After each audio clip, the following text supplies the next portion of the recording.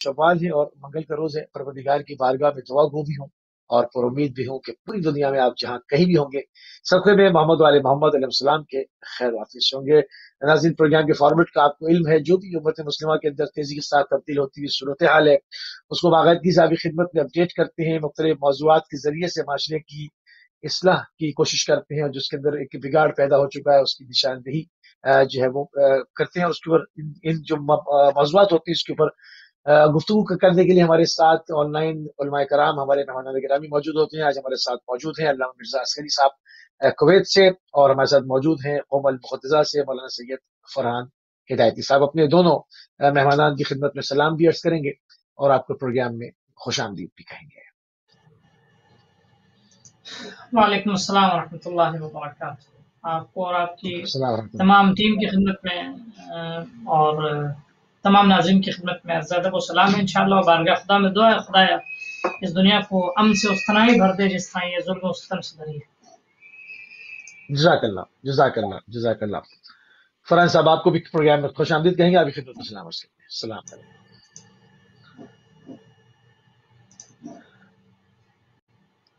میرے خیال سے لانگ ڈسٹینس کال ہے، تھوڑا پرابلم ہو رہی ہے، آ جائیں گے ابھی انشاءاللہ۔ تو قبلہ شروع کرتے ہیں اور تھوڑی سی تمیدی گفتگو کر لیتے ہیں۔ ناظرین، آج کا ہمارا جو پروگرام ہے اس کا جو موضوع ہے اس پہ ہم بات کریں گے قرآنی سیاست کے اوپر، یعنی قرآنی سیاست یعنی سیاست الہیہ، اور اس کے مقابلے پہ جو موجودہ سیاست ہے جس کے اندر مختلف سسٹم ہے، آمریت ہے، جمہوریت ہے، بادشاہت ہے، مختلف جو ہے وہ شکلیں ہیں موجودہ دور میں انسانوں نے جو خود تخلیق کی ہیں، اس کے اندر کیا فوائد ہیں، اور جو ایک فلاح کا نظام قرآن نے وضع کیا، پروردگار نے وضع کیا، وہ سیاست کیا ہے۔ ان موضوعات کو لے کر آپ کی خدمت کے میں حاضر ہیں قبلہ مولانا مرزا عسکری صاحب۔ موجودہ سیاست اور قرآنی سیاست، سیاست الہیہ میں کیا فرق ہے، اس کا ذرا تقابل فرمائیے قبلہ۔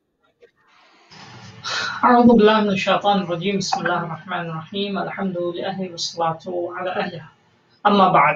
دیکھیں، آپ کی خدمت میں عرض کریں، اصل دین جو ہے وہ ایک مکمل نظام حیات کا نام ہے۔ اللہ نے جو دین بھیجا ہے، قرآن مجید کی شکل میں جو آئین بھیجا ہے، یہ صرف چند انسانی فردی زندگی کے اصول نہیں ہیں کہ جن پہ انسان عمل کر لے اور اپنی فردی مشکلات کو حل کر لے، بلکہ دین پورا ایک نظام حیات لے کر آیا، پورا ایک لائف سٹائل ہے، پورا ایک طرز زندگی ہے، ٹھیک ہے۔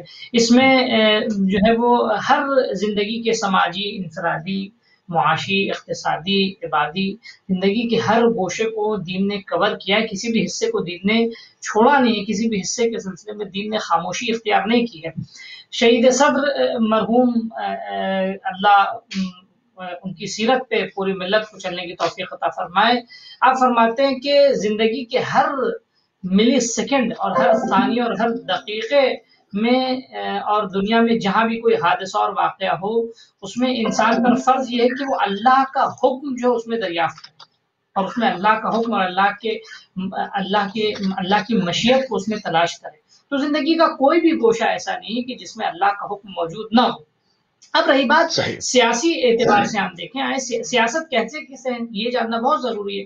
اگر ہم اس کی ڈیفینیشن کو سمجھ جائیں گے تو اس کے بعد پھر ہم دین سے ہماری ایکسپیکٹیشن اور توقع کیا ہے وہ بھی ہمارے لیے واضح ہو جائے گی۔ سیاست اصل میں کہتے ہیں تدبیر کو۔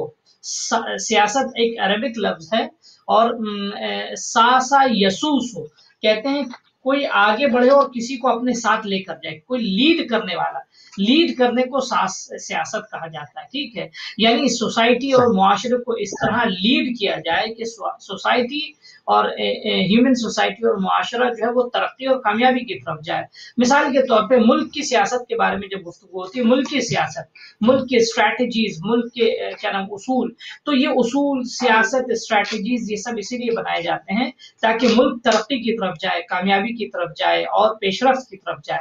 خوب، یہ سیاست جو ہے انسانی سماج کی ضرورت ہے، لیکن جب اس میں مکر، جب اس میں فریب، جب اس میں دھوکہ، جب اس میں فراڈ، جب اس میں اس طرح کی مختلف چیزیں انکلوڈ ہو جاتی ہیں، تو یہی سیاست جو ہے وہ دغا میں تبدیل ہو جاتی ہے، یہی سیاست جو ہے وہ مثلا ظلم میں تبدیل ہو جاتی ہے۔ پھر اس کو سیاست نہیں کہتے ہیں، اس کو فساد کہتے ہیں، اس کو تباہی کہتے ہیں. لیکن کیونکہ اب دنیا میں اس کو پالیٹکس کا نام دیا گیا ہے، تو وہ جو پالیٹکس کا، سیاست کا اصل مفہوم ہے قیادت کرنا. تو اب میں قرآن کی طرف آ رہا ہوں. اسلام نے انسان کی زندگی کو ترقی اور کامیابی کی طرف جانے کے لیے زندگی کے ہر لمحے کے لیے اصول و قوانین دیے ہیں. اب سماجی اور انفرادی معاشی تمام قوانین کو صحیح طریقے سے اجرا کرنا اور اس طرح ان قوانین کو میدان عمل میں پیدا کرنا کہ انسانی سماج ترقی کرے، اس کو اسلامی سیاست کہتے ہیں. اور قرآن کا بہت مثبت نظریہ ہے، نہ صرف مثبت نظریہ ہے، قرآن اپنی رائے رکھتا ہے. مثال کے طور پہ آپ کی خدمت میں عرض کریں، بینکنگ کے سلسلے میں اسلام اپنی رائے رکھتا ہے، معاشیات کے سلسلے میں اسلام اپنی رائے رکھتا ہے، تجارت کے سلسلے میں اسلام اپنی رائے رکھتا ہے. مثال کے طور پہ فرض کیجئے فردی زندگی کے اصول کے سلسلے میں اسلام اپنی رائے رکھتا ہے، جنگی اصول کے سلسلے میں اسلام اپنی رائے رکھتا ہے، قیادت کے سلسلے میں اسلام اپنی رائے رکھتا ہے، حاکموں کے لیے اسلام اپنی رائے رکھتا ہے، رعایا کے لیے اسلام اپنی رائے رکھتا ہے. تو زندگی کے ہر شعبے اور اصول کو اور ہر گوشے کو اسلام نے کور کیا. ایسا نہیں کہ اسلام جو ہے وہ صرف چند انفرادی اور عبادتی اصولوں کا نام ہے جس کے بعد دین ختم ہو جاتا ہے. اس کا ہماری اس سوشل لائف سے کوئی تعلق نہیں ہے. ٹھیک ہے، تو جب سیاست کا لفظ کہاں استعمال ہوتا ہے؟ انڈیویجول لائف میں سیاست بہت زیادہ انسان کو شاید سمجھ میں نہ آئے. سیاست ہمیشہ سوشل افیئرس کو کور کرنے کے لیے سیاست کا لفظ استعمال کیا جاتا ہے. سوسائٹی کو مثال کے طور پر پروٹیکشن دینے کے نام پہ سیاست کا لفظ استعمال کیا جاتا ہے. مثلا ہیومن سوسائٹی میں ترقی اور پیش رفت کے نام سے مثال کے طور پہ سیاست کا نام، اور ملکوں کی ترقی کے نام پہ جو ہے سیاست کا لفظ استعمال ہوتا ہے. اسلام میں یہ ساری سیاستیں ہیں، لیکن اسلامی سیاست اور دنیاوی سیاست میں ایک میجر فرق ہے جو میں آپ کی خدمت میں عرض کر دوں، جس کو ناظرین کو سمجھنا بہت ضروری ہے. اسلامی سیاست اور دنیاوی سیاست کا، یعنی دنیاوی ان سے نان اسلامی، میں دنیاوی کہہ کے کچھ نہیں، یہ نہیں کہتا. نان اسلامک اور اسلامک سیاست کا ایک میجر ڈفرنس یہ ہے کہ اسلامی سیاست میں یہ ہے کہ خود کو فائدہ پہنچاؤ، لیکن اس شرط کے ساتھ کہ دوسرے کو نقصان نہ پہنچے. صحیح. ترقی کرو لیکن اس شرط کے ساتھ کہ دوسرے ناکام نہ رہیں. یعنی تم دوسروں کو گرا کے ترقی نہ کرو، تمہاری تجارت کامیاب ہو، آگے کی طرف بڑھے، لیکن اس شرط کے ساتھ کہ تم دوسروں کا خون چوس کے اپنی تجارت کی عمارت کرو. تم ابھی آپ یہ سمجھ رہے کہ یہ ساری چیزیں جو ہیں یہ ایک یعنی دنیاوی کیا نام ہے جو دنیا میں رائج ہے. مثال کے طور پہ آپ چاہے کیپٹلزم کہہ لیجیے اس کو، چاہے مثال کے طور پہ فرض کیجیے امپیریلزم کہہ لیجیے، یا جو بھی نظام جو رائج دنیا میں ہے، میں اس کی بات کروں آپ کی خدمت میں کہ آپ اس نظام کو اگر آپ دیکھیں دنیا میں یہ جو نظام ہے، اس نظام کے پیش نظر یہ آپ کی خدمت میں عرض کریں، اسلام ایک اپنی رائے رکھتا ہے، اسلام ایک اپنا نظریہ رکھتا ہے، اسلام جو ہے اسلام ایک اپنے تھاٹ رکھتا ہے. اسلام ہرگز جو ہے وہ دوسروں کو کچل کے یا دوسروں کے سینوں پہ پیر رکھ کے یا دوسروں کے اپنے جوتوں اپنے قدموں کو دوسروں کے خون سے رنگین کر کے اسلام کبھی بھی ترقی و کامیابی کو سیاست کا نام نہیں دیتا.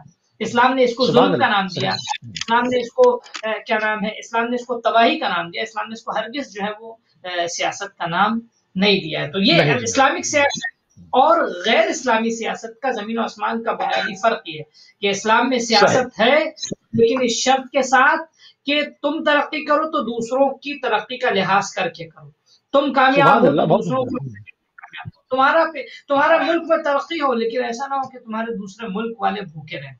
اسلام ہرگز یہ اس بات کی اجازت نہیں دیتا ہے کہ تم سکون سے رہو اور تمہاری نگاہوں تلے دوسرے ملک میں تمہارے بھائی یا انسانیت میں تمہارے بھائی یا دین و مذہب میں تمہارے بھائی وہ ظلم و ستم کا شکار ہوں، دوسروں کے چھپاول کا شکار ہوں، دوسروں کی کیا نام ہے زورگوئی کا اور دوسروں کی تباہیوں کا شکار ہوں. نہ، اسلام ہرگز اس سیاست کو، یعنی ہرگز اسلام میں یہ سیاست ہے ہی نہیں. اسلام نے اس کو ظلم کہا. سیاست یعنی ترقی کے لیے اسٹریٹجیز تیار کرنا، ترقی کی راہ میں گامزن ہونا، ترقی کی راہ میں آگے بڑھنا. جہاں یہ ہو وہ سیاست ہے، اس کے علاوہ وہ ظلم ہے، تباہی ہے، ناکامی ہے، اسے سیاست نہیں کہہ سکتے.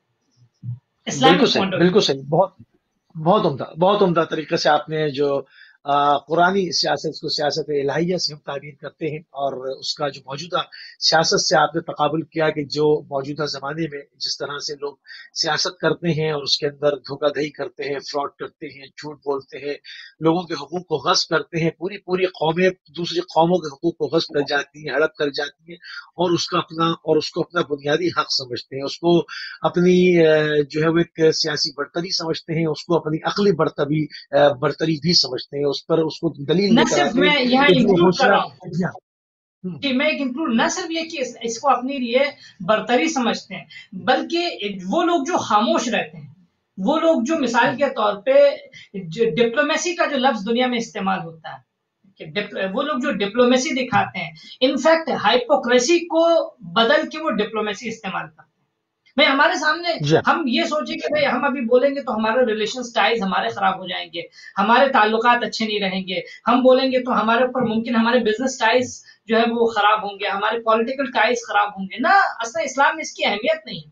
اسلام میں ایسی کسی بھی ریلیشن کی کوئی اہمیت نہیں ہے کہ جس میں مثال کے طور پہ ہم ظلم میں شریک ہوں، یا ظلم کے کسی بھی، میں ایک لفظ استعمال کروں، بہرحال آپ خوب واضح سی بات، کسی بھی الحاق کی اور کسی بھی اس قسم کے تعاون کی اسلام میں کوئی حیثیت نہیں ہے کہ جہاں ظلم ہو رہا ہو اور ظلم کے لیے الحاق ہو، چاہے تمام مثال کے طور پہ فرض کیا اکثریتی کیوں نہ اس میں ملوث ہو، مثال کے طور پہ فرض کیا 39 ملکوں کا الحاق، خود اس الحاق کی اسلام میں کوئی حیثیت نہیں، ٹھیک ہے، صحیح کہ جہاں اس الحاق کے سبب جو ہے ہم یہ سوچیں کہ ہم اگر خاموش رہیں گے، ہم اگر نہیں بولیں گے تو ہمارے ریلیشنز جو ہے وہ خراب ہو جائیں گے، ہمارے جو ہے وہ آپ کی خدمت میں عرض کریں تعلقات اچھے نہیں رہیں گے۔ خوب اس ریلیشنز کی اسلام میں کوئی حیثیت نہیں، اس ریلیشنز کی اسلام میں کوئی اس کو پالیٹکس نہیں کہتے ہیں، اس کو ظلم و فساد کہتے ہیں۔ اسلام بالکل ہرگز صحیح، اس کو بہت ریکمینڈ، خوبصورت نہ ہی اس کو بہت ڈپلومیسی خوبصورت کہتے ہیں، نہ ہی جی بہت خوبصورت طریقے سے آپ نے طویل گفتگو بھی کر دی، پروگرام کو کھول بھی دیا، اس میں یقیناً بہت ساری جو گوشے ہیں ہمارے اذہان کے اندر اور ہمارے ناظرین کے اذہان کے اندر بھی واضح ہو گئے ہوں گے، کھل گئے ہوں گے، اور ان کے اوپر بھی جو ہے وہ بات کرتے ہیں۔ پوری کوشش کریں گے کہ اپنے پروگرام کے وقت میں رہتے ہوئے زیادہ سے زیادہ گوشوں کے اوپر، زیادہ سے زیادہ پوائنٹس کے اوپر بات کی جائے۔ قبلہ مسلم ممالک میں سیاسی طور طریقے جو ہے وہ غیر اسلامی ہے، ایک بہت بڑی تعداد ہے جو کہ اسلامی ملکوں کی ہے، بعض اس میں اسلامی جمہوریہ بھی لکھتے ہیں اپنے نام کے ساتھ، اسلامی کا ٹائٹل لگاتے ہیں، بعض تو اس کے بڑے بڑے ٹھیکیدار بھی ہیں، مگر نظام اگر دیکھا جائے تو کہیں پر بھی سیاست الہیہ جو ہے وہ میجورٹی میں نظر نہیں آتی، ان کا نظام، ان کا پورا سسٹم وہ کہیں سے بھی اسلامی جو ہے وہ نہیں ہے۔ مگر اگر اس کے مقابلے میں ہم دیکھیں جو مغربی سوسائٹی ہے، کم از کم وہاں انصاف بھی کہیں پر ملنا ہوتا ہے، لوگ بھی خوشحال ہیں، تعلیم و ترقی بھی ہو رہی ہے۔ تو جب آپ کے پاس تمام تر نظام الہیہ، سیاست الہیہ موجود تھی، تو آپ جو مغربیوں کے پاس ایک نظام ہے اس کے برابر تک کا بھی جو ہے وہ نظام وضع نہیں کر سکے، حالانکہ آپ کے پاس پورا ضابطۂ اخلاق موجود تھا۔ اس کی کیا وجہ ہوئی ہے؟ دیکھیے، اس سلسلے میں تھوڑا سا میں ایک سینٹنس کا اضافہ کروں گا کہ اکثر آپ نے سنا ہوگا کہ لوگ مغربی دنیا کی بہت تعریف کرتے ہیں کہ مغربی دنیا میں بہت، ان کے اداروں میں بہت عدل و انصاف ہے، ان کے ڈسپلن بہت ہے اور بہت سب کچھ ہے، لیکن میں ایک تلخ گوشے حقیقت کی طرف اشارہ کرنا چاہ رہا ہوں، جو کرٹیسزم نہیں، ایک ریالٹی ہے۔ اس کو ہسٹری میں نے نہیں، بہت سارے ہسٹورینز نے اس کو لکھا ہے اور تاریخ میں ہم دیکھ سکتے ہیں۔ فرض کیجئے آپ نے یہ سنا ہوگا کہ بہت سے ڈکیت جو ہوتے ہیں، جو لٹیرے ہوا کرتے ہیں، ٹھیک ہے، تو وہ دوسروں کو لوٹتے ہیں، لوٹنے کے بعد جب تقسیم کا معاملہ آتا ہے تو وہ یہ کہتے ہیں بھائی انصاف سے بٹنا چاہیے۔ ان کا کیا یہ نعرہ رہتا ہے، لوٹا ہوا مال انصاف سے بٹنا چاہیے، لوٹے ہوئے مال کے جب بٹنے کا معاملہ آتا ہے تو اس وقت چوری نہیں ہونا چاہیے، اس وقت جو ہے وہ دھوکہ نہیں ہونا چاہیے، بالکل برابر سے۔ اور اس میں اگر کوئی دھوکہ کرتا ہے تو وہ اس کو بریچ سمجھ کے حتیٰ ایک دوسرے کے قتل کی حد تک بھی چلے جاتے ہیں کہ ہمارے معاملے، یعنی ان ڈکیتوں کے درمیان میں آپسی عدل و انصاف بہت ہے، یعنی لوٹا ہوا مال بالکل برابر سے، یعنی وہ ذرے ذرے کا حساب کر کے اور ناپ تول کے بانٹنے ہیں، ٹھیک ہے۔ میں آپ کی خدمت میں عرض کروں، کیا نام ہے، افریقی ممالک کو اللہ نے یعنی اتنے ہیرے جواہرات اور زیوروں سے، نیچرل ریسورسز سے اتنا رچ بنا کے رکھا ہے، لیکن اتفاق سے دنیا کے فقیر ترین ممالک افریقہ میں۔ صحیح بالکل ایسے دنیا میں مثال کے طور پہ فرض کیجئے گولڈز اینڈ ڈائمنڈز جو ہیں وہ مثال کے طور پہ یورپ کے بازاروں میں چمکتے ہیں، ٹھیک ہے، اور بر صغیر میں یا سب کانٹیننٹ میں آ کے ان کی تراشکاری ہوا کرتی ہے، ٹھیک ہے، لیکن لوٹے جاتے ہیں وہ افریقی کانوں سے، افریقن مائن سے ان کو لوٹا جاتا ہے، ٹھیک ہے۔ خوب جن ممالک سے یہ لوٹ کے لے جاتے ہیں، ابھی میں تو یہ ابھی ریسنٹ کرنٹ مثال دے رہا ہوں آپ کو، ٹھیک ہے، ماضی میں جو کئی برسہ کئی سو سال سے جو مثلا لوٹا گیا، ابھی آپ خود 19 to 20th سینچری، ابھی ہم 100 سال کچھ اگر اسی عرصے کا ہم تجزیہ کر لیں، ٹھیک ہے، تو ہمیں معلوم ہو جائے گا۔ ابھی حالیہ خبر ہے کہ تقریباً جو ہے وہ عراق وار کے بعد 150 بلین ڈالر جو ہے وہ آئلز کی جو ہے چوری ہوئی ہے، ٹھیک ہے۔ یہ کس کی خبر ہے؟ یہ عراق کی آفیشیل خبر ہے، کس کے ہاتھ میں ہے یہ؟ ٹھیک ہے، لیکن وہاں کتنا انصاف ہے، دیکھیے کتنا انصاف ہے وہاں، میڈیکل ہیلتھ سسٹم کتنا اچھا ہے، ٹھیک ہے، اور کیا نام ہے میڈیکل سسٹم کتنا اچھا ہے، سوشل جسٹس کتنا اچھا ہے، آپ کی خدمت میں عرض کریں لوگوں کے مثلا فرض کیجئے کیا نام ہے اگر بیمار ہے تو بس تو منسٹر بھی اٹھ کے آ کے گھر میں تیمارداری کے لیے آ جائے، کتنی اچھی چیز ہے۔ میں ابھی اپنی خرابیوں کو نہیں بتا رہا ہوں، میں ابھی وہ جو خوبیاں جس کو ہم خوبیاں سمجھتے ہیں میں چاہوں اس کے سلسلے میں ڈسکس کر لیں، ٹھیک ہے نا۔ دیکھیے کیا نام ہے یہ جتنی بھی آج خوبیاں ہیں یہ سب وہی مثال ہے، یہ لوٹا ہوا مال عدل و انصاف کے ساتھ بانٹ رہے، لوٹا ہوا مال عدل و انصاف کے ساتھ، عدل و انصاف۔ اب رہی بات انہوں نے خوبیوں کو، مگر ہمیں کس نے روکا کہ ہم ایک اچھا معاشرہ نہ اب میں اس بنا میں پائیں جب ہمارے پلس پاس پوائنٹ ضابط اخلاق موجود ہے؟ جی، اب میں اس میں ایک جملے کا اضافہ کر دوں، میں اب ان کی اچھی بات کو بتا دوں، یہ طے ہے، دنیا کو یہ معلوم ہونا چاہیے کہ آج اتنی دولت اگر ان ممالک میں ہے تو ان کے اپنے پاس اتنے ریسورسز نہیں تھے، یہ لوٹ کے لے کر آئے، ملکوں پہ انہوں نے قبضہ کیا ہے۔ فرض کیجئے مثلا جو ملک سونے کی چڑیا کہے جاتے تھے وہاں سے یہ لوٹ کے لے کر آئے ہیں، اپنے خزانوں کو انہوں نے بھرا ہے، ٹھیک ہے۔ بہرحال آپ کے سامنے واضح، میں بہت زیادہ اس سلسلے میں نہیں کہہ سکتا، ٹھیک ہے۔ تو یہ ان کے خزانے جو بڑھے کہ اپنے ریسورسز سے نہیں بڑھے، اپنی محنت کے پیسے سے نہیں بڑھ رہے، یہ لوٹ آج بھی لوٹ رہے ہیں، پورا شاید ملک کا بجٹ جو ہے وہ لوٹے پیسوں سے چل رہا ہے، یا مثال کے طور پہ ملکوں کی جنگیں جو ہے وہ اپنے ملک کی جنگ جو ہے دوسرے ملک سے پیسے خرچے یعنی وصول کرتے ہیں، ٹھیک ہے، پروٹیکشن کے نام پہ، دہشت کے نام پہ۔ لیکن ہاں ایک اچھی بات جو ہے ان کی وہ یہ ہے، سنیں اچھی بات کیا ہے کہ انہوں نے اسلام کے اخلاقی اصول کو ایکسپٹ کیا ان پریکٹس، اسلام کے عملی اصول جو تھے انہیں ان پریکٹس انہوں نے ایکسپٹ کیا کہ نہیں یہ بہترین اصول ہے، یہ بہترین نظام حیات ہے۔ اگر اس نام سے مثال کے طور پر ٹیکسیشن کا بہترین قانون انہوں نے بنایا، اگر سارے لوگ ٹیکس دینے لگے تو خود ڈیفینیٹلی حکومت کے خزانے میں اضافہ ہوگا۔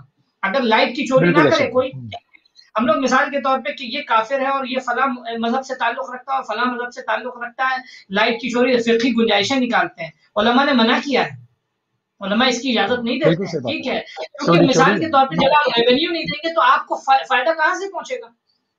ہرگز نہیں پہنچنے والا، یہ شرعی طور پہ جائز نہیں ہے، ریونیو سسٹم بیٹھ جائے گا۔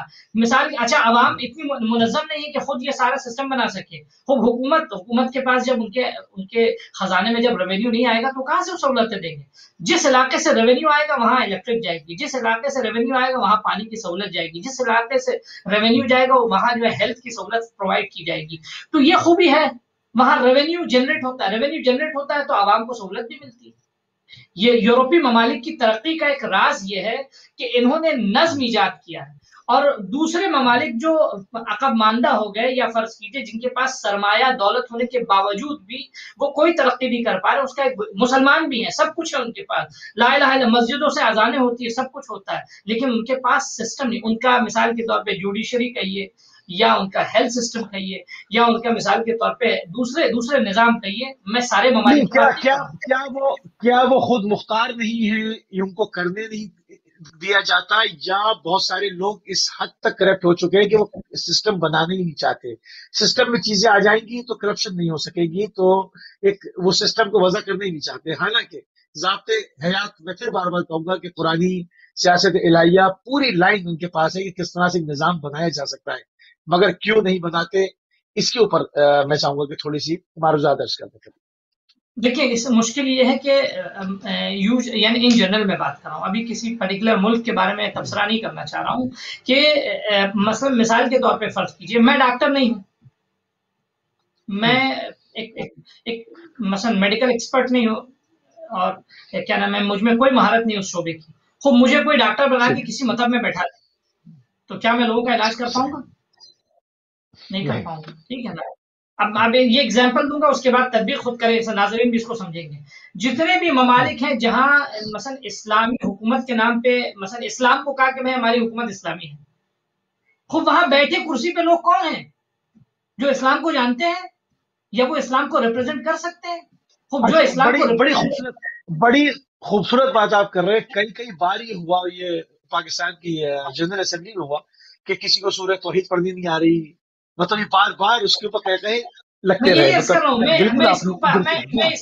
میں اس کو کسی خاص ملک پہ تطبیق نہیں دینا چاہ رہا، ایک جنرل بات کر رہا ہوں. اب ملکوں پہ اگر تطبیق ہوتی ہے تو میں نہیں چاہ رہا کسی پرٹیکولر ملک پہ کریٹیسائز کروں، لیکن آپ خود دیکھیں، میں فرض کیجیے انجینئر نہیں ہوں، میں ایک طالب علم ہوں حوزے کا، میرا کام یہ ہے مثلا میں نے دین کو پڑھا، میں نے اس میں ماسٹرز کیا، ٹھیک ہے نا، مثال کے طور پر. لیکن مجھ سے اگر کوئی دوسرے شعبے کی بات کرے، میں پولیٹیکل سائنس کا ایکسپرٹ نہیں ہوں، مجھ سے اس کے بارے میں میں لا کا ایکسپرٹ نہیں ہوں، میں مثال کے طور پہ فرض کیجیے کیا نا مینجمنٹ کا ایکسپرٹ نہیں ہوں. مجھے کوئی مینجمنٹ کی کرسی پہ بٹھاتے اگر لے جا کے، مجھ سے کیا ایکسپیکٹ کر سکتا ہے؟ صحیح. خوب ہم نام لے رہے ہیں کسی بھی مملکت پہ اسلامی حکومت کا، خوب اس کرسی پہ ہم اگر مثلا اسلامی سربراہ کو نہیں بٹھائیں گے تو یہی نتیجہ ہوگا. سمپل سی بات ہے. اچھا مشکل اب آپ دیکھیے، فرض کیجئے یعنی پوری دنیا میں تنہا ایک حکومت ہے جس نے اس کی تطبیق کی عملی طور پر، جمہوریہ اسلامی ایران. وہاں انہوں نے اگر اسلامی حکومت کا اعلان کیا تو کرسی پہ بھی کیا نام ہے ایک حاکم اور ایک فقیہ کو بٹھایا، یعنی جس کو کیا نا یعنی جو سب سے اعلیٰ عہدہ ہے ایران کا، جس کو بین الاقوامی سطح پہ ایکسیپٹ نہیں کرتے. یعنی انٹرنیشنل پالیٹکس کے مثال کے طور پہ فورم میں، انٹرنیشنل مثال پولیٹیکل فورم میں جو ہے وہ ولی فقیہ کا کوئی عنوان نہیں ہے، ان کے پاس ڈیفائن ہی نہیں ہے، جانتے نہیں ولایت وہ ڈیفائن نہیں ان کے پالیٹکس کا کوئی سسٹم ہی نہیں ہے. ٹھیک ہے نا. وہ اپنے پولیٹیکل سسٹم میں اس کو ڈکٹیٹرشپ کہتے ہیں، جبکہ ایسا نہیں ہے، بلکہ ایک عقلی اصول کی بنیاد پر ہے کہ بھائی ملک کو ہم نے اسلامی ملک بنایا ہے تو اس کے اعلیٰ عہدیدار کو بھی اسلامی ایکسپرٹ ہونا چاہیے. کتنے سمپل سی بات ہے. اتنے سمپل سی بات کو اتنا کمپلیکیٹڈ بنا دیا کہ یہ ڈکٹیٹرشپ ہے. ڈکٹیٹرشپ نہیں ہے یہ، ایسا بھی نہیں کہ ملاؤں کی حکومت ہے، ایسا بھی نہیں. ایک فقیہ کی حکومت اس لیے ضروری ہے کیونکہ اس حکومت کا اعلان ایک اسلامی حکومت ہوا. جمہوریہ اسلامی ایران، خود جمہوریہ اسلامی ایران میں کون بیٹھے گا؟ اسلامی میں کون بیٹھے گا؟ جیسے فرض کیجئے ایک ہاسپٹل کا سی ایم او جو ہے وہ مثلا ڈاکٹر کے کوئی دوسرا ایکسپرٹ انجینئر نہیں بیٹھ سکتا وہاں، نہیں بیٹھ سکتا اس کرسی پہ. کیوں نہیں بیٹھ سکتا؟ بہت پڑھا لکھا ہو. مثال کے طور پہ انجینئرنگ میں فرض کیجئے ان کے آسمان میں ستارے لگے ہوئے. اچھا اب یہ دو چیزیں تو واضح ہو گئی نا کہ جو اسلامی ممالک ہیں ان کے سربراہان اور جو ان کی مینجمنٹ ہے موسٹلی زیادہ تر جو ہے وہ غیر اسلامی شعار رکھتے ہیں، اسلامی شعار نہیں رکھتے. نام بے شک وہ اسلامی جمہوریت کہتے ہیں. میں تھوڑا سا اس کو ماڈیفائی کر کے اسٹیٹمنٹ تھوڑا سا پراپر وہ مغربی حکومتوں جیسی حکومتیں پھر کیوں نہیں قائم کر پاتے؟ کم از کم اگر غیر اسلامی وہ بھی ہیں تو یہ بھی ہے، کم از کم اس جیسا ہی کر دیں کہ لوگوں کی زندگی میں تو کچھ سکون آئے نا. مطلب ایک افرق تفری ہوئی بھی ہے، نہ پینے کو پانی صاف ہے، نہ ہیلتھ کا کوئی شعبہ ٹھیک ہے، نہ کچھ بچوں کے لیے کچھ ان کا فیوچر ہے، نہ کچھ پڑھائی کا سسٹم ہے. ہر چیز میسٹ اپ ہوئی بھی ہے. تو کم از کم ان جیسے ہی کر دیں. اگر آپ مکمل سیاست الہیہ کے اوپر نہیں جا سکتے، وہ اہلیت ہی نہیں رکھتے، یہ اس کے اوپر کیا کہیں گے آپ؟ دیکھیے اس کی وجہ یہ ہے کہ یہ کرسی پہ بیٹھے ہیں اسی نام سے، ٹھیک ہے نا. یہ اسی نام سے یعنی اسی سلوگن کے ساتھ جو ہے یہ اقتدار حاصل کیا انہوں نے، تو اپنے بیسک سلوگنز کو چینج نہیں کر سکتے. البتہ آپ دیکھ رہے ہیں عملی طور پہ بعض کہتے ہیں نا کیا نام ہے خانہ خدا جو ہے وہ بتکدہ بنا ہوا ہے. ٹھیک ہے، یعنی کیا کہنا چاہ رہا ہوں میں، آپ سمجھ لیں کہ فرض کیجئے اب موجودہ حال مثلا تقریباً ایک 90 سال تک انہوں نے یا اس سے 90 سال تک جو ہے وہ دینی تشدد اس قدر پھیلایا کہ لوگ دین سے بیزار ہو گئے. ٹھیک ہے، اب انہوں نے وہ دین بھی ایکسیپٹیبل نہیں تھا. مثال کے طور پہ سلفی طرز فکر جو وہ ایک دم ایکسیپٹیبل نہیں تھا، نہ دنیا کے لیے ایکسیپٹیبل تھا، نہ یعنی نہ آزاد منش، نہ مثلا کیا نا صحیح فکر رکھنے والے انسانوں کے لیے، نہ عام انسانوں کے لیے، نہ عام مسلمانوں کے لیے، نہ غیر مسلمانوں کے لیے. یہ طرز فکر جو اس سے سوائے نقصان کی کچھ نہیں پہنچا. اس طرز فکر نے مثال کے طور پہ طالبان دیے، اس طرز فکر نے جہادی دیے، یعنی ایسے جہادی کے جو دوسروں کو نقصان پہنچائیں، یعنی اینٹی اسلام انہوں نے جہاد کیا، ان فیور اسلام جہاد نہیں کیا. انہوں نے اسلام کے چہرے کو ڈیفیم کیا ہے. انہوں نے مثال کے طور پہ دنیا کی شیطانی طاقتوں کو اور اسلام دشمن عناصر کی مدد کی ہے، اسلامی مدد نہیں کی ہے. آج بھی آپ دیکھ سکتے ہیں مثال کے طور پہ حالیہ میں جو نئے نئے بیان جو ہے ابھی شروع ہوئے ہیں، ٹھیک ہے، ان بیانات سے آپ دیکھ سکتے ہیں کہ نئی نئی تنظیمیں ابھی یہ ایک ٹوسٹ ہے اسٹریٹجی میں. آپ دیکھ سکتے ہیں دنیا کی جو شکست یافتہ طاقتیں ہیں یا جو مثلا جو اپنا چہرہ دنیا کو نہیں دکھا سکتی، تو وہ انہوں نے اب ٹوسٹ لیا سیاست میں کہ ہم بھائی مقابلہ سامنے سے تو کر نہیں سکتے، خانہ جنگی کریں. جو کام انہوں نے عراق میں کیا، عراق میں مقابلہ نہیں کر پائے، ان کو مجبور ہو کے نکلنا پڑا. انہوں نے کیا کیا؟ خانہ جنگی میں تبدیل کر دیا. جو کام انہوں نے افغانستان میں کیا، جو کام انہوں نے اور دوسرے علاقوں میں کیا، فرض کیجئے جو کام انہوں نے مثلا پاکستان کے بعض علاقوں میں کیا، ٹھیک ہے، کہ خانہ جنگی میں ان کو مبتلا کرو تاکہ ہم دور سے بیٹھ کے تماشا دیکھتے ہیں. ٹھیک ہے، دنیا کی جو شیاطین ہے، میں ابھی کسی کو پرٹیکولرلی نام نہیں لینا چاہ رہا ہوں کہ اس کو خوب بہتر دنیا خود جائزہ لے، تجزیہ کرے، اندازہ کرے اس کا. تو میں کیا عرض کرنا چاہ رہا ہوں آپ کی خدمت میں کہ یہ جو صورتحال ہو رہی ہے، انہوں نے 90 سال تک تو اتنا تشدد دین کے نام پہ پھیلایا کہ وہ جو حقیقی دین تھا وہ چہرہ ختم ہو گیا. ٹھیک ہے، اب اس کے بعد اب ایک نیا سیکولر نظام لانا چاہ رہے ہیں. یعنی فرض کیجئے شراب خانے، دینی جوا خانے، خوب یہ دونوں شب و روز کا کیسے انتظام ہوتا ہے. ٹھیک ہے نا، مثال کے طور پہ فرض کیجئے ایسے، میں کیوں دینی جوا خانے کہہ رہا ہوں، یعنی ایسے جوا خانے کے جہاں باقاعدہ مفتی کعبہ جو ہے وہ بیٹھ کے جوا کھیلے، تاش کھیلے اور لوگوں کو دکھائے کہ یہ جو ہے دینی جوا خانہ. ٹھیک ہے نا، یا مثال کے طور پر ڈسکو پاپس اس طرح کی چیزیں بنانا، یہ اب کیا ہے، اب قوم کو دوسرے رخ پہ لے جانا چاہ رہے ہیں. اب تقریباً اس سے پہلے کی نسل جو ہے وہ دینی تشدد کا شکار ہو، اس میں تباہ ہوئی. اب کی نسل جو ہے بے دینی میں تباہ ہوگی. ٹھیک ہے، یعنی جو دینی، میں جو عرض کرنا چاہ رہا ہوں، جو صحیح دی، اور یہ صرف کسی ایک ملک کا حال نہیں ہے. ٹھیک ہے نا، مثلا کچھ ممالک ایسے ہیں کہ جہاں فرض کیجئے جن کو نام بھی دیا جاتا ہے، مثال کے طور پہ خلیفہ اور کیا ایسے القاب سے نوازا جاتا ہے، خوب ان ممالک میں شراب بھی عام ہے. وہ ممالک تو مثال کے طور پہ ایک فرض کیجئے ایک ہیون بن چکا ہے بہت سے لوگوں کے لیے. جتنی بھی عیاشی کرنی ہوتی ہے ان ممالک میں آتے ہیں. ایک ٹرانزٹ بن گیا، ایک پورٹ بن گیا ہے، 3 دن 4 دن 5 دن 10 دن کی ایک عیاشی کا، جو مثلا آتے ہیں لوگ عیاشی کر کے پھر یہاں سے چلے جاتے ہیں. خوب یہ کیا ہے، چلے جاتے ہیں. خوب یہ کیا ہے، یعنی مثلا اپنے آپ کو ہم سیکولر بھی نہیں کہہ سکتے کیونکہ ہم عوام کو دھوکہ نہیں دے سکتے. عوام کو مثلا ہم نے دین کے نام پہ جو ہم نے کام کیا ہے، عوام ہو سکتا ہے ہمارے پیچھے ہمارا ساتھ چھوڑ دے میجورٹی، اور نہ ہی ہم اپنے آپ کو مثال کے طور پہ فرض کیجئے پوری طرح سے دیندار کہہ سکتے ہیں. کیوں کہ وہ ہمارے پاس ہے نہیں، یا ہم دنیا جو ہے وہ ہمیں ایکسیپٹ نہیں کر رہی ہے، یا جن لوگوں نے ہمیں کرسی پہ بٹھایا وہ ہمیں ایکسیپٹ نہیں کر رہی. اسلامی جو سسٹم ہے جس کے اندر عدل ہے، انصاف ہے، وہ والا چہرہ نہیں جو کہ اسلامی شریعہ کہہ کر لوگوں کو ڈرایا گیا ہے. اصل ہے جس کے اندر 40 گھر ادھر آپ کے اور 40 گھر ادھر، کوئی بھوکا نہ سوئے، یہ آپ کی اول ذمہ داری ہے. آپ کے جو ہے آپ کسی سے قطع تعلق نہیں کر سکتے، آپ کو تاکید ہے. مطلب جس کے اصول بڑے سنہری ہیں، اس سسٹم کو لاتے ہوئے ڈرتے کیوں ہیں لوگ؟ وجہ کیا ہے؟ بعض جگہوں پہ تو میں صاف کہوں گا، خالی یہ نہیں کہ حکمران طبقہ بیٹھا ہوا ہے تو سارا ان کے کندھوں پہ ڈال دیں گے جی حکمران غیر اسلامی فکر نہیں ہے، وہ کبھی ہو نہیں سکتا. عوام یہ انہی کو تو ووٹ دیتے ہیں، انہی کے نعروں کے پیچھے جاتے ہیں. یہ لاکھوں کروڑوں ووٹ پوری آسمان سے تو نہیں اترتے، یہی عوام دیتے ہیں. یہ ان کے چہرے جانتے ہیں کہ غیر اسلامی ہے، یہ سورہ توحید نہیں پڑھ سکتے ہیں، کچھ پھر بھی جا کر ان کو ووٹ دیتے ہیں. تو پھر اس سے تو یہ نتیجہ نکلتا ہے کہ عوام کی اکثریت بھی اسلامی نظام کو نہیں سمجھتی، یا اس کی حامی نہیں ہے، یا وہ اس سے خوفزدہ ہیں.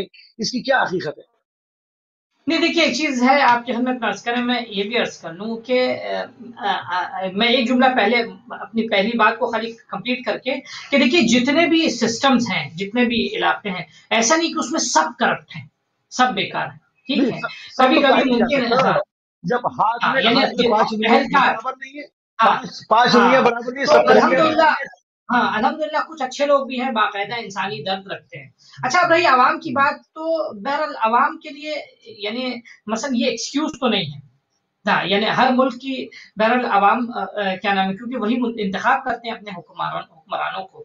تو بہرحال اگر ہر انسان جیسے بھی آپ دیکھیے حالیہ میں مثلا کچھ ملکوں نے کیا ٹھیک ہے فرض کیجئے مثلا جارڈن کی عوام نے یا اور دوسرے ملک کی عوام نے مثلا اس طرح کیا کہ وہ باقاعدہ ملکی سطح پہ عوامی سطح پہ انہوں نے مدد کی لوگوں کی اور باقاعدہ آئے تیار ہوئے ٹھیک ہے. اچھا اس وقت حکومتیں بھی رکاوٹ نہیں بنتی بسا اوقات یعنی حکومتیں کسی اب چاہے وہ حکمت اسٹریٹجی ہے ان کی اپنی اس سبب ان کو خاموش رہنا پڑتا ہے لیکن وہ عوام کو بھی روکتے نہیں ہیں کہ تم جاؤ. کم از کم ہم سے اگر ہمارا کوئی اسٹیٹمنٹ پوچھے تو ہم کہیں گے ہمارا پولیٹیکل اسٹیٹمنٹ واضح ہے لیکن ہم موب کو روک نہیں پائے. تو یقیناً کہیں نہ کہیں جو ہے حکمرانوں کی رائے بھی شامل رہتی ہے لیکن اب ان کے پاس اتنی جرات نہ کہیے نہ ہوتی نہیں ہوتی ہے یا ان کے ساتھ ان کے پاس اتنی ہمت کا نہ ہونا اس سبب جو ہے وہ آپ کی خدمت میں فرنٹ میں آ نہیں سکتے. بہت کم لوگ آتے ہیں. ابھی جیسے آپ کیا نام ہے پاکستان کے وزیر خارجہ تھے ان کا بڑا جرات مندانہ انٹرویو تھا CNN کو شاید ٹھیک ہے. خود اس طرح کے انٹرویوز جو ہے وہ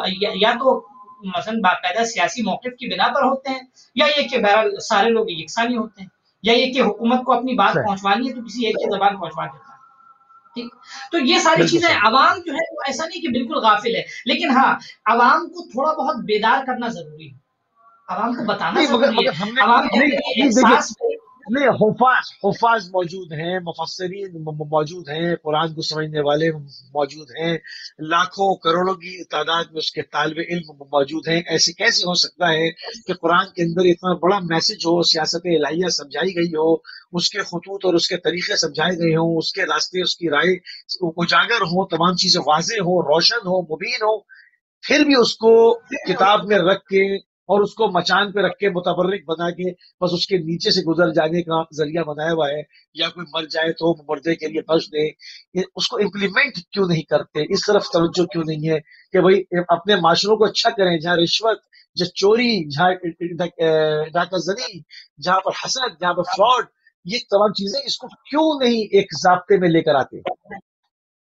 دیکھیے اس کی وجہ یہ کہ یہ جو جتنے مثال کے طور پہ چاہے حفاظ ہیں یا جو بھی ہیں یا مثال کے طور پہ جو اپنے آپ کو دینی ٹولہ کہتا ہے اگر مثلا ان کے رواتب اور ان کے اسٹائپنز اور ان کی سیلری اگر حکومتی خزانے سے آ رہی ہے ٹھیک ہے تو یہ وہی جملہ کہیں گے جو اوپر سے ان کو اسٹیٹمنٹ ملے گا کہ ڈکٹیشنز جو ہے جو اسٹیٹمنٹ ان کو ملیں گے اس سے ہٹ کے ایک جملہ نہیں عرض کر سکتے. اسی لیے بہرحال کیا نام ہے مثلا جتنے بھی یعنی دینی علماء دانشور اور دینی ٹولہ مذہبی ٹولہ جو ہے اس کے لیے مستقل ہونا ضروری ہے.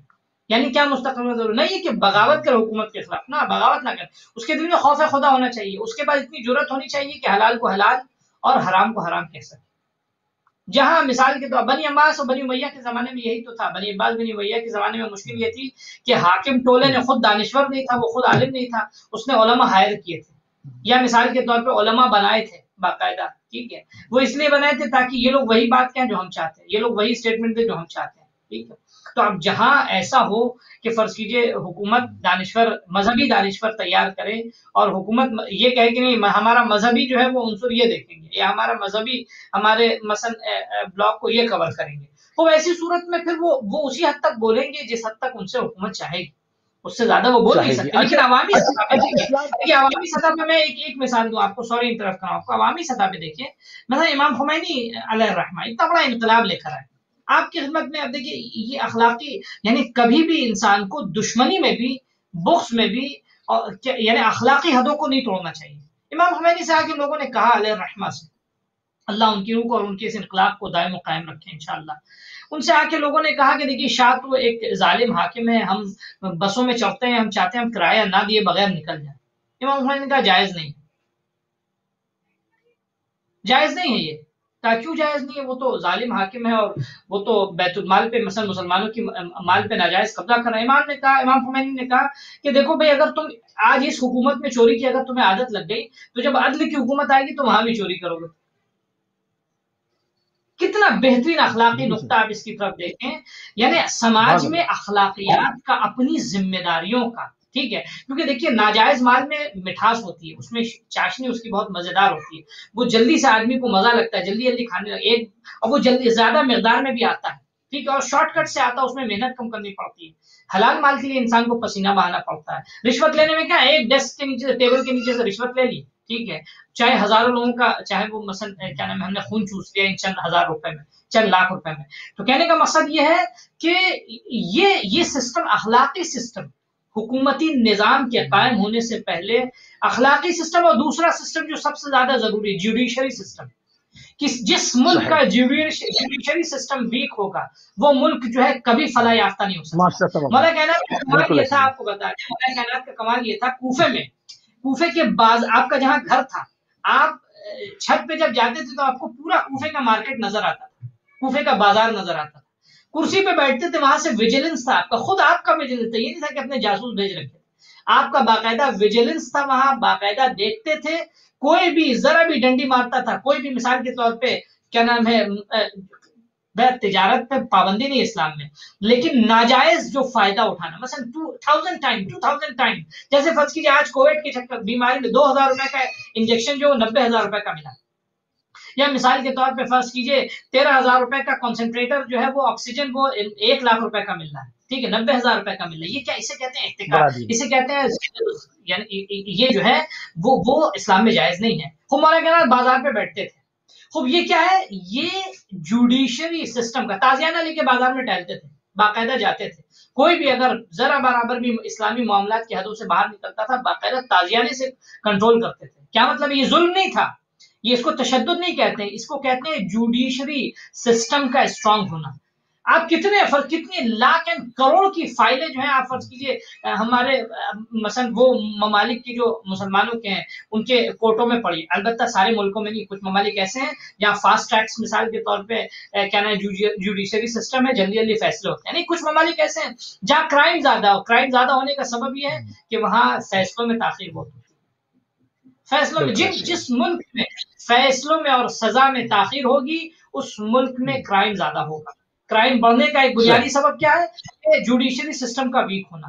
خوب جوڈیشری سسٹم کا بھی ویک ہوگا، اس کا مطلب اس کا ویجیلنس ویک ہے، یا اس کا ایگزیکیوشن ویک ہے، یا وہ سزا دیتا ہے اس میں کمزور، کسی نہ کسی اعتبار سے، یا قوانین میں کمزوری، قوہ مقننہ جو ہے، یعنی وہ مثلا پارلیمنٹ کا وہ حصہ جو قانون بناتا ہے، ٹھیک ہے نا، پارلیمنٹ میں ایک حصہ وہ ہے کہ جو مثال کے طور پہ ایگزیکیوٹ کرتا ہے، ایک حصہ وہ ہے سینٹس کا جو قانون مثلا قانون بناتے ہیں۔ خوب قوہ مقننہ اگر کمزور و ضعیف ہوگی تو ملک کبھی ترقی نہیں کر سکتا، ترقی نہیں کرے گا۔ اچھا، اسلام میں بادشاہت کا کیا کانسیپٹ ہے؟ یہ بادشاہ بنے بیٹھے ہوئے ہیں، رولرز ہیں، ڈکٹیٹرز ہیں، کسی کی گردن مار دی، ایک کسی سے مطلب ایک حاکمیت جو ہے وہ ایک اندر ایک جبر ہے، ایک آدمی کے ہاتھ میں پوری قوم کا فیصلہ ہے، مطلب کیا اس میں اسلام کی کیا گنجائش ہے؟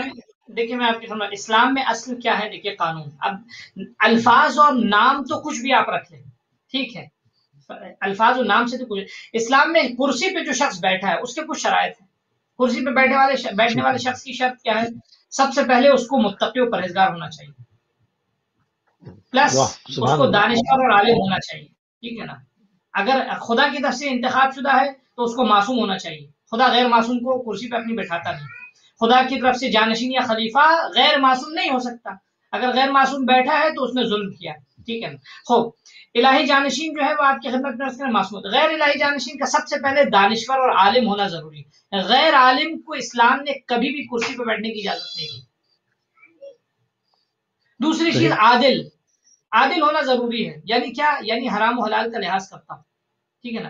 عالم اس لیے ضروری ہے کہ جو جس کام کے لیے بیٹھا اس کا علم تو ہو، اس کو خوب رولر ہے، اس کو how to roll you must know that, اس کو معلوم ہونا چاہیے کیسے رول کرنا ہے۔ متقی پرہیزگار یہ ہونا چاہیے۔ تیسری چیز ایگزیکیوشن، اس کے پاس ایگزیکیوشن پراپر اتنی لیاقت و صلاحیت ہونی چاہیے کہ لوگوں کو کنٹرول کر سکے۔ مولا کائنات علیہ الصلوۃ والسلام کا کمال یہ تھا کہ آپ عالم بھی تھے، معصوم بھی تھے، اور ایگزیکیوشن تھا آپ کے ہاتھ میں۔ مولا کائنات کے زمانے میں ایگزیکیوشن کا کوئی ذرہ برابر بھی لوپ ہول دکھا دے اس 4 سال کے عرصے میں جو آپ کو اقتدار ملا، یعنی ہوتا ہے نا کہ مثلا اتنے اختلافات، اتنی جنگیں، اتنی مشکلات، اتنے باغیوں کے باوجود بھی کہیں سے مولا نے نگاہ اپنی ہٹائی نہیں، کہیں سے نگاہ ہٹائی نہیں ہے کوئی بھی، یعنی فوراً ہر جگہ رسیدگی کرتے تھے، پورے کوفے میں ٹہلنا، کوفے کے باہر مثلا اپنے افراد معین کر رکھے تھے جو باقاعدہ رپورٹ دیتے تھے، یعنی ہر حاکم کے اوپر ایک شخص کو رکھا تھا کہ وہ حاکم پہ نگاہ رکھے، اور ایسے شخص کو رکھا تھا جو امام کا معتمد اور جو یعنی صحیح اور غلط کی تمیز رکھتا ہو، ٹھیک ہے۔ تو اسے یہ اگر کوئی حاکم کرسی پہ بیٹھتا ہے اسلامی حکومت کی تو اس میں یہ شرطوں کو ہونا ضروری ہے۔ دوسری چیز یہ کہ مثال اب دیکھیں یعنی عدل کا فائدہ کیا ہے، عدل کا فائدہ یہ وہ کبھی ظلم نہیں کرے گا۔ بادشاہ کا تھوڑی سی اور بعض لوگ باریک بات نہیں سمجھ پاتے آگا، ٹی وی کے ویورز میں ہر طرح کے لوگ ہوتے ہیں، تو اس کو تھوڑا سا آسان بھی کر دیں آپ۔ اگر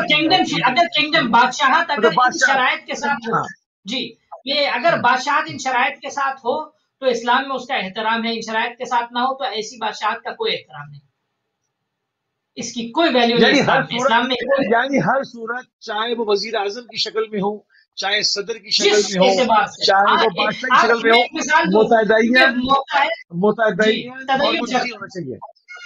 اب بالکل میں ایک مثال دوں کیونکہ اب سامعین ناظرین سن رہے ہیں، یہ مثلا ہماری کمیونٹی کی ہم بات کریں، اوقاف، ہماری کمیونٹی میں اوقاف جو ہے مثلا وقف کا معاملہ، جو وقف کی پراپرٹی جو لوٹ اور پھوٹ میں کھائی جاتی ہے، ٹھیک ہے نا، ہماری متولی حضرات، البتہ سارے متولی ایسے نہیں ہیں، ناراض بھی نہ ہو ہمارے متولی حضرات جو سن رہے ہیں، ٹھیک ہے، کچھ اچھے متدین متولی حضرات بھی ہیں، لیکن مثال کے طور پہ وقت کی کرسی کو لوگ سونے کی چڑیا سمجھتے ہیں، جبکہ اوقاف کا مسئلہ یہ ہے کہ وقت کی کرسی کا جو متولی ہو رہا ہے، چاہے چھوٹا وقف ہو یا بڑا وقف ہو، اس کے لیے عادل ہونا ضروری ہے۔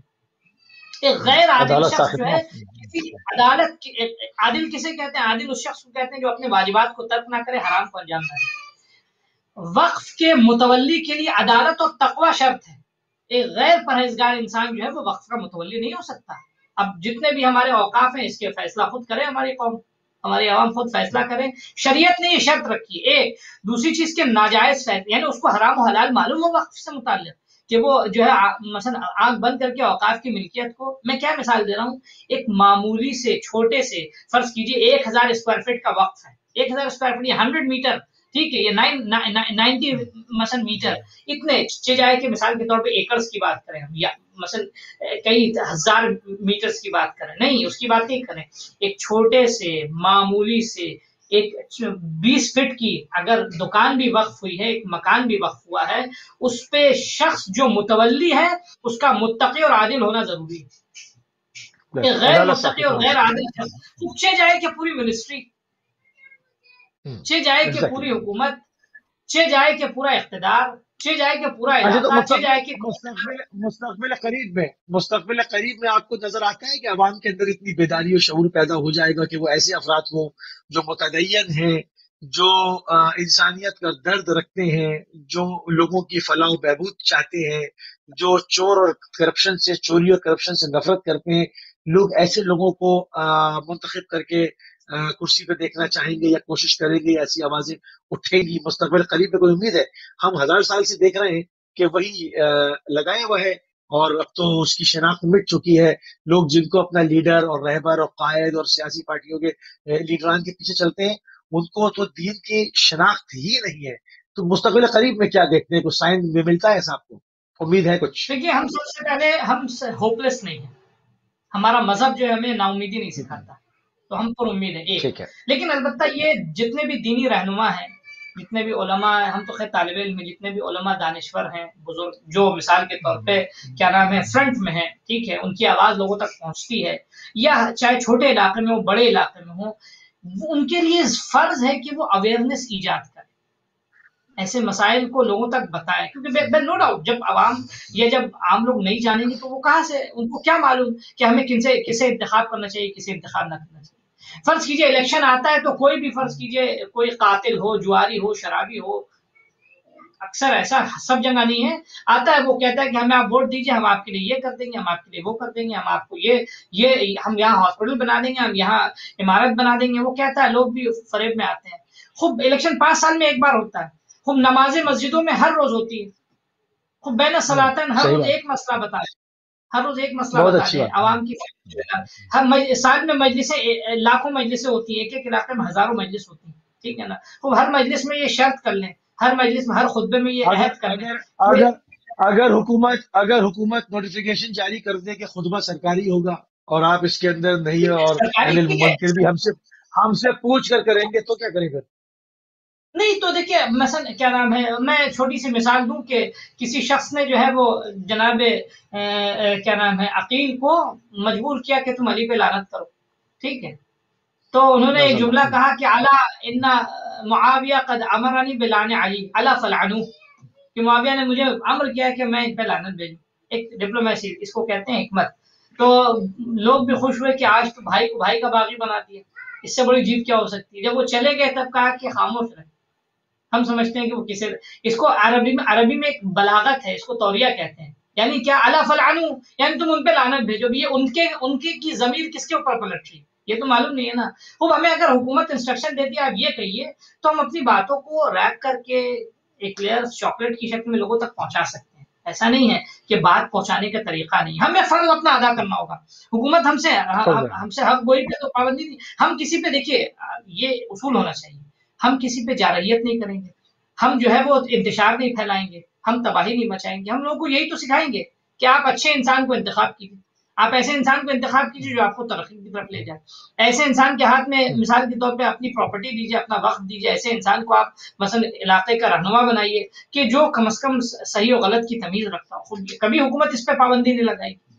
ہم سلیقہ سے اپنی بات کو کہیں تو یقیناً انشاءاللہ جو ہے اس میں کوئی نقصان نہیں ہوگا اور حکومت کی پابندیاں بھی نہیں آئیں گی. ایسا جی صحیح. صرف بس 2 منٹ ہے، اور جہاں پر بے دین سیاستدانوں کی بات ہوئی، اس کے معاشرے کے اوپر کیا اثرات مرتب ہوتے ہیں، جنریشنز کے اوپر، جو نئے بچے سیکھ رہے ہوتے ہیں،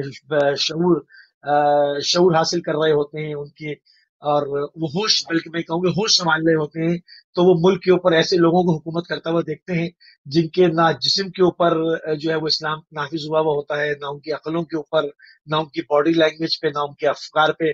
تو وہ جو جنم لیتے ہیں اس ماحول کے اندر اور وہ 60-70 سال اپنی زندگی گزارتے ہیں، تو وہ کیا اثرات اس طرح کے لوگ معاشرے پہ چھوڑتے ہیں؟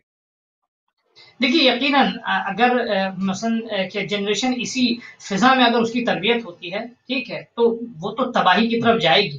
ہمیں یعنی چیلنجز ہیں آج ہمارے بچوں کے لیے، اور کیا نام ہماری ذمہ داریاں جو ابھی ایک نئے یوتھس ہیں خاص کر، یا جن کے ابھی حالیہ میں جن کی گود میں بچے آئے ہیں، ان کی ذمہ داری ہے کہ کیونکہ ہم ایک ایسے معاشرے کی طرف، ایک ایسی فضا، ایک ایسی تاریخ کی طرف ہم جا رہے ہیں کہ جو یعنی بشریت کا سب سے سیاہ حصہ ہے. تو ایسے میں ہماری ذمہ داری زیادہ بچوں کو اویئرنیس ان کے اندر رکھیں. ہمیں جو انفارمیشن مل رہی ہے وہ بھی فلٹرڈ انفارمیشن ہے، وہ بھی کریکٹ نہیں ہے. جو ہمیں باتیں مل رہی ہیں، جو ہمیں ہدایات، جو اچھی چیزیں مل رہی ہیں وہ بھی ہمیں صحیح نہیں ملتی. ایسے میں ہماری ذمہ داری ہے کہ ہم اپنی باتوں کو صحیح طریقے سے لوگوں تک پہنچائیں.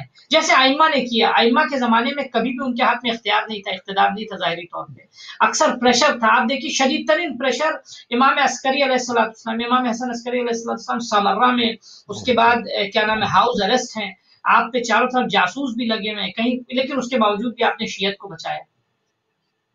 ہمارے پاس تو ڈپلومیسی ہے، ہمارے پاس تو اسلامی ڈپلومیسی ہے، ہمارے پاس جو ہے وہ دنیاوی رائج ڈپلومیسی نہیں. ہمارے پاس ایسی حکمت عملی ہے کہ جس سے ہم اپنی قوم کو بھی بچا سکتے ہیں، اپنی نسلوں کو بھی بچا سکتے ہیں. ہاں ہمیں اپنے کھانے پینے میں، اپنے سوچنے کے طریقے میں، اپنی بول چال، اپنے یعنی ہر اعتبار سے اپنے آپ کو الرٹ رکھنا ہوگا، اویئرنیس ایجاد کرنی ہوگی. میں نے عرض کیا آپ کی خدمت میں علماء دین ماشاءاللہ اپنے اپنے علاقوں میں خوب خدمتیں انجام دے رہے ہیں، اللہ ان کی توفیقات میں اضافہ فرمائے. یہ ان کی ذمہ داری ہوتی ہے، جیسے طالب علموں کی ذمہ داری ہوتی ہے کہ لوگوں تک صحیح فکر کو ہم پہنچائیں اور دینی فکر کو پہنچائیں.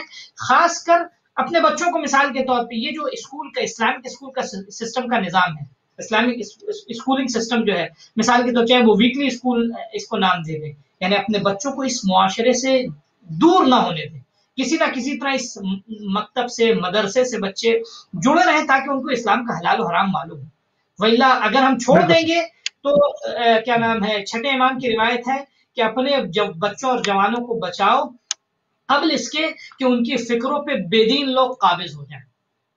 تو اگر ہم ان کی فکر نہیں صحیح کریں گے تو بے دین معاشرہ، بے دین دنیا، بے دین لوگ جو ہے وہ ان کی فکروں کو پر کریں گے انشاءاللہ. بہت شکریہ، بہت شکر گزار ہیں، انتہائی مشکور ہیں اور انتہائی ممنون ہے قبلہ، آپ نے اپنا قیمتی ٹائم پھر ایک مرتبہ ایل ٹی وی کو دیا. بہت شکر گزار ہیں آپ. आपका भी शुक्रिया बहुत बहुत, और नाजरीन का भी शुक्रिया मोहताज। जज़ाकल्लाह। जी नाज़रीन, आप समाअत फरमा रहे थे अल्लामा मिर्ज़ा अस्करी साहब को कुवैत सिटी से। कुरानी दस्तूर क्या है, सियासत इलाहिया क्या है, और मौजूदा जो सियासत खुसूसत के साथ इस्लामी ममालिक में जो देखने को मिल रही है, कहीं बादशाहत है, कहीं डिक्टेटरशिप है, कहीं पर जमहूरियत के नाम पर, कहीं पर नया जो है वो मुल्क बनाने की बात होती है, नया निज़ाम लाने की बात होती है, रियासत मदीना की बात होती है, ना जाने कौन कौन से स्लोगन्स और नारे लगाए जाते हैं। मगर जब आवाम की जानिब जाते हैं, उनसे पूछते हैं, तो वो कहते हैं कि हमें एक झेले का भी, एक पैसे का भी कुछ भी डिलीवर नहीं हुआ, बल्कि पिछली हुकूमत से ज्यादा इस हुकूमत में हमारे लिए शदायद और मुसीबतें पड़ गई। ये हर दफा होता है, हर 5 साल के बाद होता है, जब नए हुक्मरान आते हैं। आखिर इसका हल क्या है? तमाम चीजों के ऊपर हमने बात की कि उस सियासत इलाहिया जिसको कुरान ने इंसानों के लिए एक नुस्खा इजाबिता के तौर पर पेश किया है, अगर उसको हम बाहर लाएं और सिर्फ उससे सवाब हासिल न करें, उसको लाकर प्रैक्टिकल करें, उसकी एप्लीकेशन करें, तो हम इंशाअल्लाह जो है अपनी पूरी कौम के साथ फला पा जाएंगे। नाज़रीन, हमारे प्रोग्राम का टाइम तमाम हो गया। हमारी